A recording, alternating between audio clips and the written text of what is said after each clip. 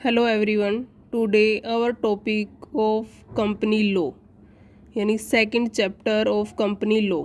First of all we discuss company यानी कि origin इसका कैसे हुआ। The concept of company oriented in Italy in 12th century AD। The government of Italy bid takes loan from public had issued promissory notes. The member of public had formed association to acquire such promissory notes. These association were like a joint stock company.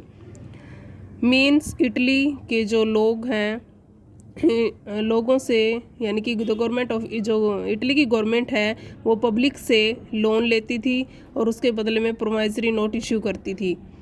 The member of public had formed और जो public ने क्या किया अपने member decide कर दिए और उसको एसोसिएशन का नाम दिया। These association were like a joint stock company और उसका नाम क्या रखा गया, joint stock company. The first company was establish in England 16th century। India में कंपनी आपकी before independent 1850 and after independent company act 1956 के अकॉर्डिंग बनी। Definition the meaning of company derivative from Latin word companis, दो वर्डों से मिलकर बना है। कम मीन्स साथ साथ, पेनिस मीन्स रोटी। यानी कि इटली में जो लोग हैं या फिर जो लैटिन वर्ड से निकल के आया कंपेनीज, यानी कि कुछ लोग ओल्ड टाइम में साथ साथ बैठकर खाना खाते थे और साथ में मिलकर किसी भी इन्वेस्टमेंट के बारे में, बिजनेस के बारे में सोचते थे और उसके बाद सब मिलकर कोई भी बिजनेस स्टार्ट करते थे और उसके बाद एक कंपनी बनती थी। इसलिए बोलते हैं कंपेनीज से ये वर्ड आया है कंपनीज।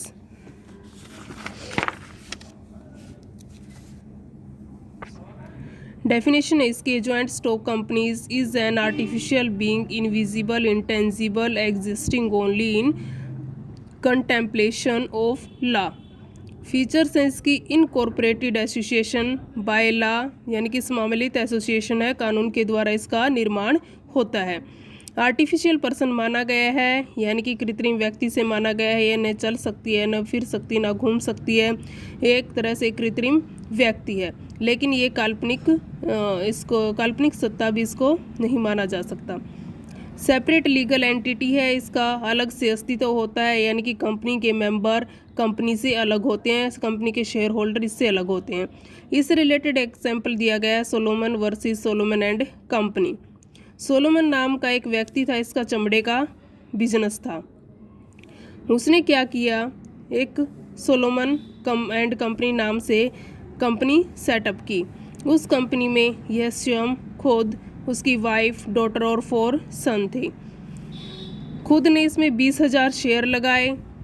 उसके बाद 10,000 के डिबेंचर इसने परचेज कर लिए, यानी कि 20,000 के शेयर परचेज किए, 10,000 के डिबेंचर।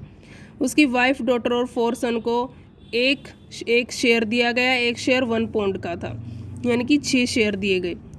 उसके बाद एसेट्स थी आपकी, जब उसका कंपनी का लिक्विडेशन हुआ, समापन हुआ आफ्टर 1 ईयर कंपनी लिक्विडेशन, उस टाइम ये डिसाइड किया गया, उस टाइम उसकी लायबिलिटी थी आपकी अनसिक्योर्ड क्रेडिटर थे 7,000 और सिक्योर्ड क्रेडिटर थे यानी कि डिबेंचर से 10,000। सिक्योर्ड क्रेडिटर किसके थे, सोलोमन के। 10,000 के उसने डिबेंचर खरीदे थे और उसने डिबेंचर खरीदे थे एसेट्स को गिरवी रखकर, और एसेट्स थी 6,000 की। नीचे बैलेंस शीट गिवन है, 10,000 के डिबेंचर है, अनसिक्योर्ड क्रेडिटर 7,000 के, एसेट्स आपकी 6,000 की। 11,000 रुपये का लॉस शो कर रहा है, ठीक है। लेकिन जो आपके अनसिक्योर्ड क्रेडिटर हैं यानी कि आउटसाइडर हैं, उन्होंने ये केस किया कोर्ट में कि जो भी है सबसे पहले जो भी बचा हुआ है यानी कि 6,000 के एसेट्स वगैरह बची हुई है उससे हमारी भरपाई की जाए, हमारी पेमेंट की जाए। लेकिन सोलोमन कंपनी क्योंकि सोलोमन के लिए उसने बोला कि सोलोमन खुद का बिजनेस है, वो सबसे पहले अपने डिबेंचर्स की ऋण की पूर्ति कैसे कर सकता है। लेकिन कोर्ट ने ऑर्डर दिया, सोलोमन और सोलोमन एंड कंपनी दोनों अलग अलग है, सेपरेट एंटिटी है, इसलिए सबसे पहले सिक्योर्ड क्रेडिटर्स की पेमेंट होती है। सिक्योर्ड क्रेडिटर सोलोमन के 10,000 के डिबेंचर थे, इसलिए सबसे पहले किसकी पेमेंट की गई, 10,000 की पेमेंट की गई। इसलिए इससे प्रूफ होता है सेपरेट लीगल एंटिटी यानी कि अलग अलग अस्तित्व होता है कंपनी और उसके मालिक का। नेक्स्ट आपका प्रीपैचुअल सक्सेशन इसको बोला गया, स्थायी अस्तित्व, यानी कि कंपनी और उसके मेंबर्स जो है कंपनी में आते जाते रहते हैं, डेथ हो जाती है, कंपनी छोड़कर चले जाते हैं, लेकिन कंपनी एज इट इज़ चलती रहती है, उसका मेंबर्स का इसके ऊपर कोई इफेक्ट नहीं पड़ता। कॉमन सील होती है, अपनी सार्वमुद्रा होती है, यानी कि वो अपनी साइन नहीं कर सकती, लेकिन कॉमन सील एक तरह से साइन की जगह यूज़ होते हैं। लिमिटेड लाइबिलिटी होती है, वैसे गारंटीड द्वारा भी लिमिटेड लाइबिलिटी शो होती है मेंबर्स की। नंबर ऑफ मेंबर्स होते हैं पब्लिक कंपनी में minimum 7, maximum no limit, private में 2, मैक्सिमम 200, बैंकिंग में 2, मैक्सिमम 10, पार्टनरशिप में मिनिमम 2 एंड मैक्सिमम 20। नेक्स्ट है रिप्रेजेंटेटिव मैनेजमेंट, यानी कि कंपनी जो है कुछ मेंबर्स के हर एक मेंबर कंपनी को नहीं चला सकता, क्योंकि दूर दूर फैले हुए होते हैं, इसलिए एक मैनेजमेंट बनाई जाती है जो कि कंपनी को रिप्रेजेंट करती है।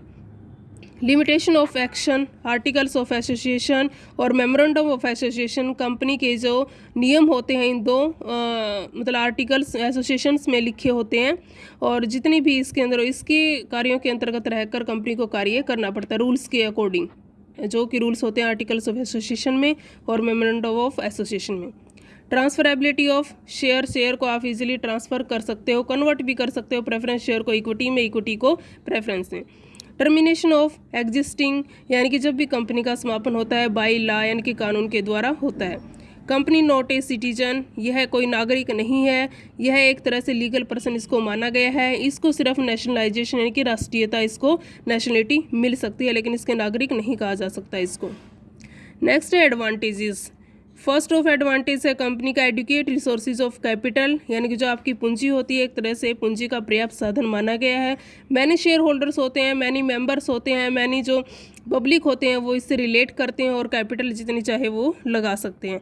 लिमिटेड लाइबिलिटी होती है और अकॉर्डिंग टू वह गारंटेड भी हो सकती है, और कुछ मेंबर की अनलिमिटेड भी हो सकती है, लेकिन मोस्टली लिमिटेड लाइबिलिटी होती है। प्रीपैचुअल एग्जिस्टेंस होती है, स्थायी स्थिति रहती है, यानी कि कंपनी में मेंबर आते रहते हैं, जाते रहते हैं, डेथ हो जाती है, इंसॉल्वेंट हो जाते हैं, लुनेसी हो जाते हैं, लेकिन कंपनी का इसके ऊपर कोई इफेक्ट नहीं पड़ता। ट्रांसफरेबिलिटी होती है, यानी कि आप शेयर को इजीली ट्रांसफ़र कर सकते हो। डिफ्यूजन ऑफ रिस्क का भी बंटवारा होता है, किसी एक व्यक्ति पर पूरा रिस्क नहीं पड़ता, अगर कंपनी डूबती है तो सबको लॉस होता है, यानी कि लॉस जो है थोड़ी थोड़ी हिस्सों में बंट जाता है। लार्ज स्केल ऑफ प्रोडक्शन जो है लार्ज स्केल पर होता है, यानी कि जो है कंपनी का जैसे जैसे विस्तार होता जाता है प्रोडक्शन बढ़ता जाता है और इन्वेस्टमेंट इंक्रीज होती जाती है, और आप फॉरेन में भी इन्वेस्ट कर सकते हो। पब्लिक कॉन्फिडेंस है, पब्लिक कॉन्फिडेंस एक तरह से बढ़ता है।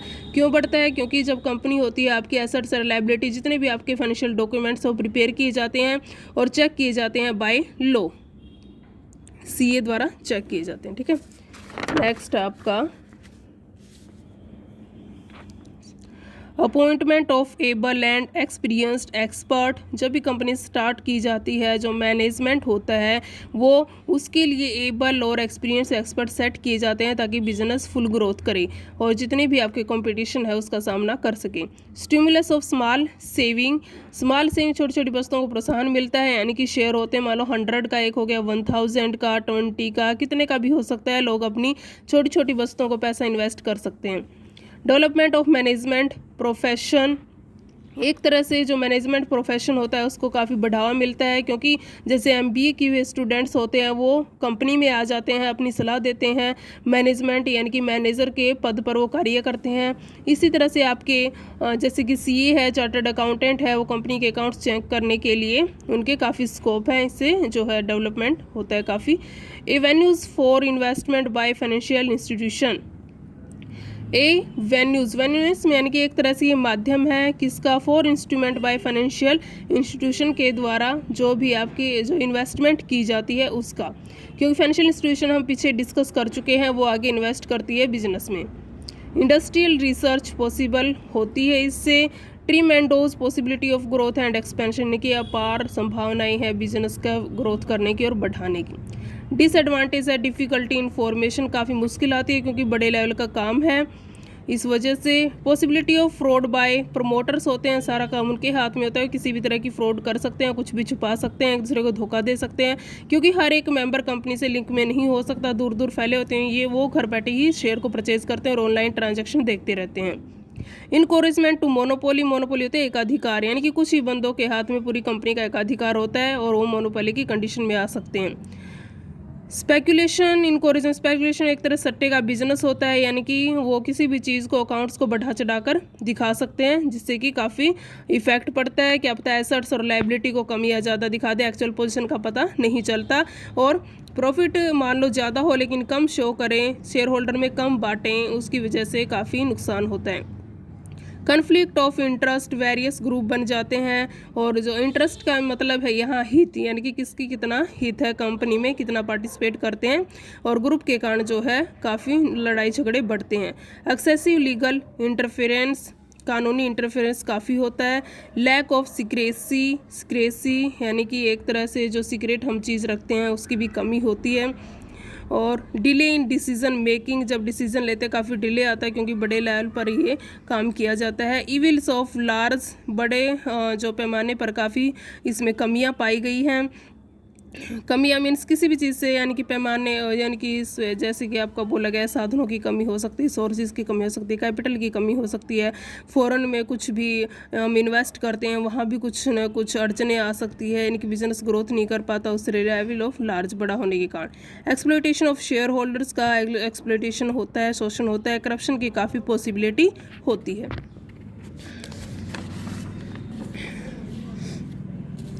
नेक्स्ट आपका difference between joint stock company and partnership. Joint stock company आपका जो एक्ट है 2013 है, और पार्टनरशिप है 1932। नंबर ऑफ मेंबर्स है, इसमें मैंने ऑलरेडी मेंशन कर चुकी हूँ दोनों के। नेक्स्ट आपका रजिस्ट्रेशन जॉइंट स्टॉक कंपनी में करवाना ज़रूरी है लेकिन पार्टनरशिप में कोई ज़रूरी नहीं है। सेपरेट एंटिटी होती है जॉइंट स्टॉक कंपनी की लेकिन पार्टनरशिप की नहीं। लायबिलिटी जॉइंट स्टॉक कंपनी की लिमिटेड है, पार्टनरशिप की no limited. Management by director के द्वारा किया जाता है, पार्टनरशिप में ईच पार्टनर के द्वारा। ट्रांसफ़र ऑफ इंटरेस्ट, यानी कि इंटरेस्ट का आप किस तरह ट्रांसफ़र कर सकते हो, जॉइंट स्टॉक कंपनी कर सकते हो लेकिन पार्टनरशिप में कंसेंट अदर पार्टनर्स की, यानी कि दूसरे पार्टनर्स की सहमति लेनी ज़रूरी है। बाइंडिंग अदर मेंबर, बाइंडिंग यानी कि दूसरे मेंबर के द्वारा प्रभावित नहीं होती है कंपनी लेकिन पार्टनरशिप होती है। ऑडिट कंपनी का करवाना ज़रूरी है लेकिन पार्टनरशिप का नॉट मैंडेटरी।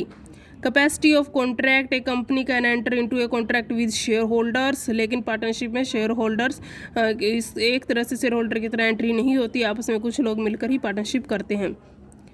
उसके बाद है आपका मैंडेटरी डॉक्यूमेंट्स जो है bounded by article of association और मेमोरेंडम ऑफ एसोसिएशन में जो लिखे होते हैं वो, और पार्टनरशिप में बाउंडेड बाय पार्टनरशिप डीड जो होती है उसमें लिखे होते हैं उसके according. Distribution of profit as a dividend के रूप में कंपनी में प्रॉफिट मिलता है अकॉर्डिंग टू डीड पर, जो पार्टनरशिप डीड में है उसके अकॉर्डिंग मिलता है, यानी कि रेशो होता है, इक्वल भी हो सकता है, कैपिटल रेशो भी हो सकता है, प्रॉफिट रेशो भी हो सकता है। उसके बाद है termination, no effect any member of death, insolvency और लुनेसी, लेकिन पार्टनरशिप में इसका इफेक्ट होता है। Winding up by order of court, और ये म्यूचुअल कंसेंट एनी टाइम। ठीक है, ओके, थैंक यू।